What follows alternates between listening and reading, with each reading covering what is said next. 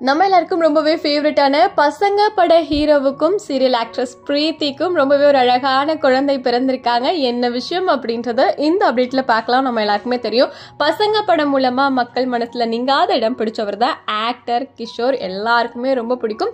நம்ம சின்ன வயசுல பார்த்து சடனா வளர்ந்து இன்னும் கல்யாணமே பண்ணிட்டாரே அப்படின்ற மாதிரி கொஞ்சம் ஷாக்கிங்கா இருந்தது.